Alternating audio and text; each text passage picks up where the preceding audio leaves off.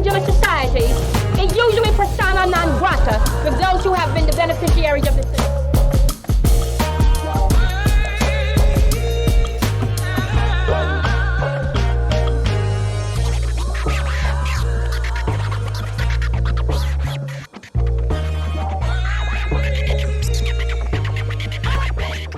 It is such a pleasure here at AURN to be joined by professor at Howard University School of Communications, Miss Jennifer Thomas. I'm going to just say HU. You know, always. And I didn't graduate from Howard University, but like as we were saying earlier, that's just something that every Black person just wants to say. And we love people to say it. We all know, so, you know, It's all love. It's all love. And you in particular, I've heard from one of your students were Miss Howard. Yes. Tell me about that. Yes. Well, first I want to say thank you so much for having me here in Absolutely. this setting. Thank you so much. But yes, I was Miss Howard University, so it's a full circle moment for me now being here as a professor at the same department from which I graduated. But it was just such a special time. I don't want to date myself too much, It's okay. but it was back in the Spike Lee School Days Okay. era. the best time. You know, and I remember we played Morehouse that year. So it was like a huge year for HBCUs. My sister was at Spelman and everyone came up from Morehouse and Spelman and literally all around to take part in all the festivities. But more importantly, it was just an opportunity to really represent an institution that I revered so much as a little girl and I respected so much, and I was so honored and proud to be part of that rich legacy of Howard. And even with our Howard Queens, I was able to do research about the impact of the role of Miss Howard, specifically from civil rights to Black power, which is a small part of history people aren't aware of. So it was a proud legacy, and I still keep in touch. Actually, Miss Howard is in my class right now, our student. So it's a proud legacy that I'm just really feel special to have been a part of. And it's full circle because now, first you were a student, and now you are teaching in the School of Communications. Absolutely. And teaching journalism. And I would say that this is probably such a crucial time in the field of journalism. That's why I really wanted you to come and join me here at the White House. Number one, because we are enjoying our partnership with Howard University, where we take a student every semester, one semester, and kind of show them the ropes and bring them to a space where we weren't always welcome. Oh my gosh, there's so much in that statement that you just said. But let me just start about our partnership. We are so honored to be a part of this partnership with AURN. And I remember getting that first email, I think it was a few years ago, in the middle of the pandemic, but we got this opportunity for a partnership and we were like, is this really happening? It's happening. Students here, and you know, as going back to when I was a student here and being able to just see the White House from afar. I think I was able to cover Congress once, and I remember seeing Helen Thomas one time in the old executive office building.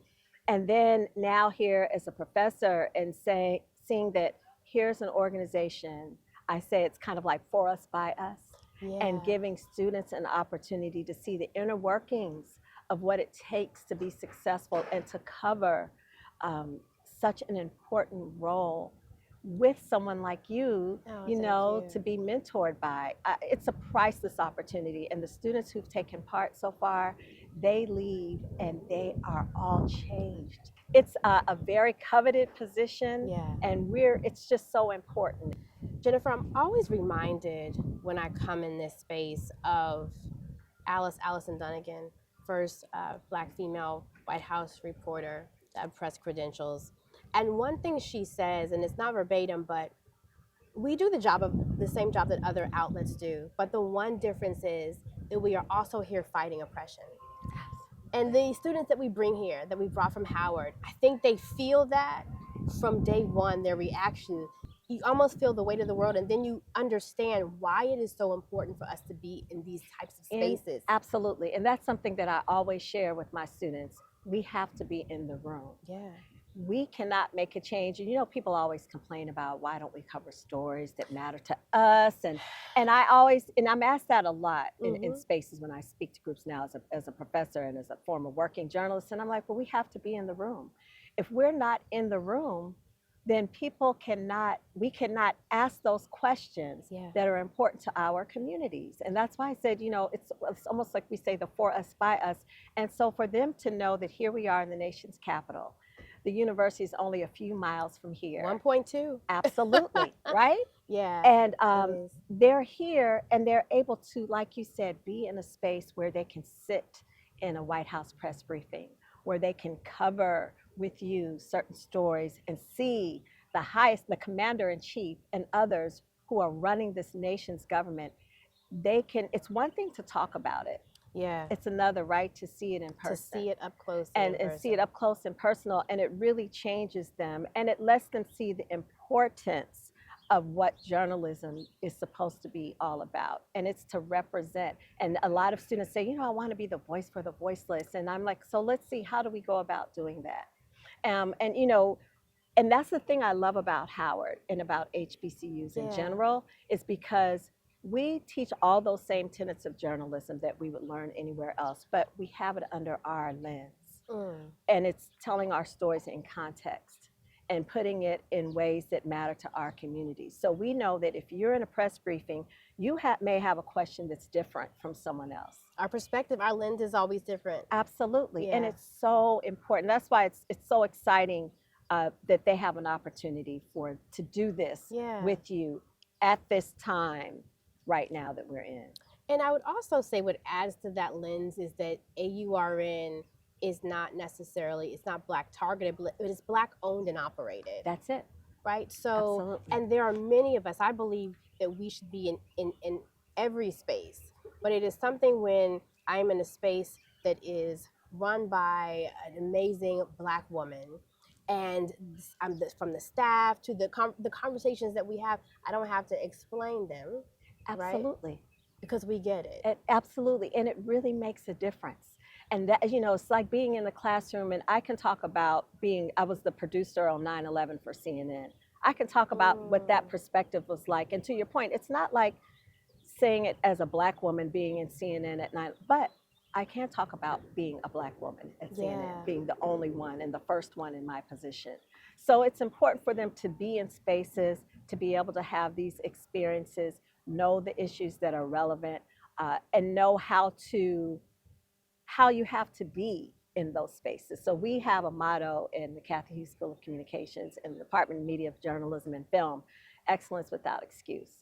So when our students come here, they're and anywhere they go for that matter, but specifically and especially here, they need to know what they're doing. They need to know the background, the history, what's going on in the country, why is it important? And then if we take a national issue, why is that, we say all politics is local, well, all news is local. Man, you talk about national issues. We just recently had HBCU Day here at the White House, and it was amazing to see so many just beautiful Black young people budding with like this energy to change the world. And at the same time, we also saw the Supreme Court strike down affirmative action, and these attacks on diversity, equity, and inclusion are having an effect from the boardroom to the schoolroom. Yes. How are you, when you're speaking with your students now, how are you weighing that? Like, especially being at such a prestigious HBCU, this is going to have an effect even at home. Oh, it's going to have an effect, especially when they go out in the world and in the workforce at a lot of companies potentially that they may not otherwise have had an opportunity to be interviewed for. So I look at it at two things. So, when we talk about why do we have these DEI efforts in the first place, it's because we have a history in this country. It was just I think 56 years ago now that the Kerner Commission came out saying that the diversity in newsrooms was broken, and that there was rampant racism from sea to shining sea. This is something Black folks already knew. But when it came to our newsrooms, that was 56 years ago. It hasn't changed that much now. So why do we have these efforts in place? That's just to give the opportunity so that there's parity. The issue that I have is that some would question the quality and the qualification of those potential employees. Well, we know at Howard, at any university, but I'll say specifically, of course, at Howard, we know our students are going to come out and they're going to they have a holistic view of journalism. And they were going to be ethically trained journalists who who are really focused in making sure to tell stories in context and stories that may not otherwise be told. So the quality is there. So they're qualified. And a lot of places, as we know from the history of our country, just being qualified necessarily isn't enough. So that's why these efforts are important. So what I always tell students is that, make sure that your work speaks for itself. Right. And that's in everything. When they're here with you, in their internships, when they go out and cover any stories in the nation's capital or on Florida and Georgia, they have to let their work speak for itself. And hopefully the quality of their work and knowing where they're coming from is enough to help get them in the door. But we know all the time that that isn't the case. So it's very concerning that we're in this time. But at the same time, I think it makes our resolve even stronger. Yeah. Because now we know that, your mama or your grandmama always says you have to be 10 times better. And that's still the case. So, my students, if I tell them all the time, if you're going to go out here and get jobs, and we have a great success rate for our faculty, our journalism faculty, and our students, but we know that you're representing someone and something larger and greater than yourself. So act accordingly. I know that's right. Act accordingly. What are some of the conversations that you're having in your classroom with your students about the landscape of journalism and how it is changing so much? Yeah. Journalism has changed greatly from when I was sitting in some of those same seats where the students are right now. But I think through convergence, that's the biggest thing, because we talk about, those fundamentals of journalism haven't changed, but to me, they're more important now because of social media. Yeah. It feels like everybody's a journalist. Everybody. We're like redefining what it is, who it is, and with some of the traditional journalists, we're like, wait a minute. Yes, absolutely. So I give, to your point, and you'll appreciate this, I use two different kind of analogies that I give. So one, I talk about, the White House. I'm like, here we are in the nation's capital. The White House is down the street. And there are a lot of issues that you want to know about from the president. I said, so can you knock on the door at the gate and say, can I come in? I want to sit in that White House press room. Well, no, we can't do that. Well, how are you able to do that? You have to have the credentials to be in that space. Yeah. And so if you're in that space, you are there for a purpose, but everyone can't be in that space. So let's make sure to work so that you can be qualified, so that you can be a space in that room. And then the second thing that I say, when we talk about how anybody's a journalist, I always use the analogy of a doctor and a lawyer. So when you're a doctor, you take the Hippocratic Oath and you swear that you're going to preserve life, or whatever you say. If you want to practice law or be a judge, you have to pass the bar, and then you put your hand on the Bible and say what you're going to do and uphold, the law. Right. Well, what do we have to do? What do we have to? That's such a good analogy. And so they're like looking around, and I'm like, there it is. That's the aha moment. So what separates us from any person in their garage, like, typing anything, then putting up a website and saying they're a journalist? So we have to ascribe to our code of ethics, whether it's Society of Professional Journalists, whether we're, looking to see what our fellow NABJ journalists say, what we learn in our class. Right. Those are the things that we have to do. So those are kind of those tenets that I like to pound into them, so that they know when they walk out, you're greater than yourself, and you're representing facts, you're being accurate. You're telling stories in context, and you're being truthful. Because if we can just start with that, and so we talk a lot about ethics. We even reintroduced the journalism ethics course. Really? And because we need it, and then how to handle situations that I think that when we may have started in journalism that we didn't have to face now, due to social media and it's changed the landscape. It is hasn't it changed the landscape? But when I think about that, how important it is going forward, even with the changes in AI, I think back to news stories about how a lot of our HBCUs are in broadband deserts. Absolutely. So when we talk about equity and inclusion and trying to push our people forward, we're struggling with even connectivity. Absolutely. So it goes all, and to your point, so if we talk about when we say, okay, like you gave an example of how and why that matters. So we like to take issues, they have to, a lot of our students come up, with their original story ideas. So say if we're talking about climate change, and well, why does climate change matter to our communities? Well, let's talk, what does that look like? So if you go down the street, if you go, a lot of communities, the railroad track separates it, and there are tree-lined streets on one side, and then there's bare and just nothing on the other. Well, what does that do to a person's psyche, to their health, to their mental health, to the ability to grow a garden? Like, how does this impact us in ways? Let's look beyond, so kind of go the story beyond the story, and telling how these issues that we hear about in the news, how it matters to our communities, us specifically, right? And I think that's our goal. And I think if we talk about our community, it affects the greater community. But people don't, if you don't tell them, then they're going to say, oh, well, I never thought about it. That's why I'm here, so that you can. I love it. I love it. When you compare, the time that you were, in the streets covering stories, what is one thing that you want to tell the aspiring or budding journalists, especially Black journalists getting in this field? Oh, well, I think now, especially with our Gen Z journalists, we have, I think due to social media too and many other things, we want to get things done right now, And in this industry, a lot of times we have to tell them they have to be professional, they have to be prepared, and that's what we're here to help them do.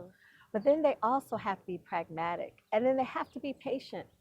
They have to know what it's like sometimes. You can't start here. You didn't start here right out of school, right here at the White House. You have a journey and a story. It was hard to get in the door. Okay. As a Black woman in this industry. I remember the first thing that got to me when I first got into news and then worked at NBC for a while is that I didn't see a lot of us. And then someone asked me, and this is not on the network, but asked me, how did you get here? Oh, absolutely. And I said, as a question, yeah, exactly. Okay, I got you. I got you. And so networking became so key. And I talked to so many young people about your gifts will always make room for you. Oh my gosh. Yes, they will. Proverbs 18:16. That's one of my favorites. And I tell them that. Yeah. And you have to be prepared so that when your time comes, you are ready. Because it will come. Absolutely. And if that means, starting from the ground up, we used to always, give our war stories. I started, your parents said, I walked to school for a mile. Right. But there's a reason that sometimes we start small or in a small position and grow so we can learn, so we can grow, so we can be mentored. And you talk about getting started, and I always share the story that my first job in local TV was 2 weeks after I graduated from Howard. I didn't have a job in DC, so I had to go back home to Alabama. I went home kicking and screaming. Alabama. Huntsville, Alabama. That's a whole nother fight. It is. And I went to high school there, so I was familiar there, but I was able to have my first 2 jobs there in a span of 3 years. But it taught me so much. But when I got to my first job, I was the only person that looked like me in my position in the newsroom. I was the youngest. There was one Black reporter who left after a couple of years, but I was the only producer trainee. I had a talk show. 20 years later, as I mentioned, being at CNN, I was the only Black producer in domestic at the time. And then when I was promoted to executive producer, I was the network's first executive producer of a domestic newscast. Now, that was a span of 20 years or more. And so we need to change that narrative. So I like to make sure the students are prepared, and I like to expose them to different careers in journalism, because everyone, for a lot of students when they come into school, they only know about, being the anchor. And there's so many other positions. And a lot of the money is behind the scenes. Behind the scenes. So we do the holistic approach. We had a session on sales. We talk about ratings period and network sweeps and different positions in front and the different parts of operations that put it all together, whether they want to go into ownership. And the blessing is at Howard is we have a TV station, we have a radio station. Yes, WHUT, yes. WHUT and WHUR, WHBC, and there are lots of different ways the students can get involved, aside from being a part of the great press outlets they have for the students. So Yeah, so we take that very, very seriously. So we like to say when they go out there, they're ready. They're ready. And I Mm. always, my last note is always, now go conquer the world. I love it. No, I love it because I am craving more of our voices in spaces like this to change the narrative. When we look at a lot of the numbers coming out of Pew Research Center, and they're talking about how Black folk just feel that there's a bias when we're covered. And so, but we believe it more when it's from us. We do. I mean, and that's what it is. And whether we go into spaces like I was always in spaces that were not Black owned spaces, but it's important for me to be in that space, right? Yes. To help explain. And there's so many, and I share a lot. And correct. Correct. Like, no, that is not. Absolutely. Yeah. And there are so many stories that I share about, and that's a big part of our conversations. And I don't remember who said that the best part of education is to get experience out of ideas. So we share a lot. Our faculty, everyone are working journalists or have been. So we like to share a lot of our war stories and tell them how we handled those situations. But back to what you said, it's important so they know that we may have been the first, but you're going to make sure we're not the last. I love You know, it. and you're going to do it for those who come behind you and behind you. So, yes, being here with the history of all the great women and men who've been in the spaces before us, you know, it's just it's heartwarming, it's exciting, and it's really life changing. This is such a, and we talked about it earlier, a serious time in journalism because we're in an election year. And we are also in the disinformation age. Yes. How do you, as someone who is teaching these budding students and watching what's happening, how are you addressing that in the classroom? And what are some of your students saying as from deep fakes to just flat out lying to just, no civility to fake news. It has literally become the buzzword. It really has. It makes being a journalist sometimes a little challenging. It makes it very challenging. And if we think about even, probably 5 to, well, definitely 10 years ago, we didn't even have, this was not in our lexicon. We didn't have these words, right? And I think, from what we've experienced with journalists as an industry and how we've seen even Black women, many who were here at the White House being attacked or called, Absolutely spoken to out, we would say out of their name, but not even out of their name, but just disrespected, and just so that's part of it. But when we talk about the misinformation and disinformation, we know that we are in an age where we're getting so many outside influences who are trying to mainly target our communities. We know that happened with the last election. So whether it's coming from foreign outsiders, or whether it's coming from social media, from people who just want to send messages of misinformation out there. What I always say is that we have to be so careful, and it makes us go back to the basics. And I've had been a blessed opportunity to travel the world. I was even in Lithuania last year talking to journalists, and everyone asked the same question about disinformation, specifically here in America. And so we talk about how we have to know what the facts are. It causes us as journalists to do our due diligence, right? We have to do the research. Yeah. We can't just rely on something we see online and copy paste and put it as fact, because half the time it may not be fact. Right. So I think we look at some of those basic things if we're looking online that we have to do, from the URL to the author to the about it, some of those basic things. But as journalists, I think it's really a good time for us because it makes us go back to the basics of good old storytelling and good old sourcing and doing original reporting. Absolutely. And I think we've gotten lazy as a generation of kids because they are those digital natives, as they like to say. I tell them, how many of you, what is the first thing you do in the morning? They pick up the phone, So, we're so used to using that phone for everything. And not investigating ourselves. I think it's important. Like, we've got to get back to also a lot more investigative journalism. Yes. And I also want, as we wrap up, I always try to encourage people. You were saying earlier, people are like, why is that not covered? Why is this not covered? I always ask them, who are you listening to? Absolutely. How many Black news outlets do you wake up and check on their site? How many Black journalists do you follow? Can you name? Because if you are always looking for your story to be told on mainstream, our story has never always been No, shown on you're it. going to keep It's all looking. right. You've always had to go to the community. You've always had to look for one of us to be our own town crier to figure out what's Absolutely. really happening underneath the headlines. Yes, I mean we it's funny you say that. So one of the things that we do in our journalism classes is I do a whole lecture called Reporting While Black. And this is a series that we faculty started during the pandemic after the George Floyd incident, when newsrooms were changing and Black journalists started speaking up. And we talk about these issues too.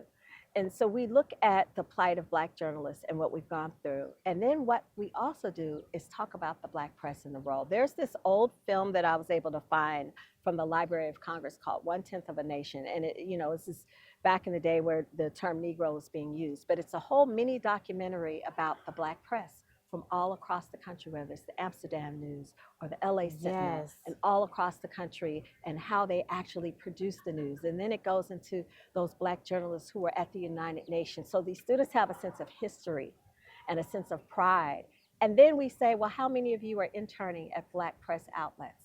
And so they have to do an assignment where they talk about the impact of the Black press and the impact of the Kerner Commission, many years, decades later, and what that means, because we have to have a sense of self and a sense of purpose, and we have to know where we came from to know why we can't just step up and say, I'm going to do this, because it's not always that easy, right? And we have to know where we come from and the stories that it took for us to get here and the struggles that it took.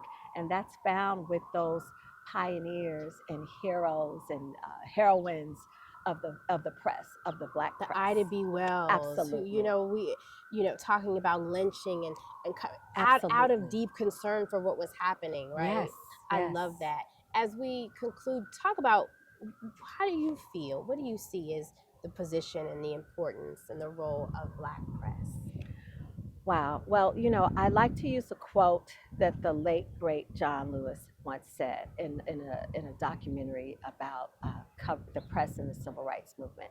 And he said that without the press, the civil rights movement would have been like a bird without wings. Yes. And I say that without Black folks as members of the press, today it would be like a bird without wings. We have to be in spaces and in places to tell the stories that matter, but to tell them in context, and to also tell those stories that otherwise might not be told, about the great things that are happening in our communities.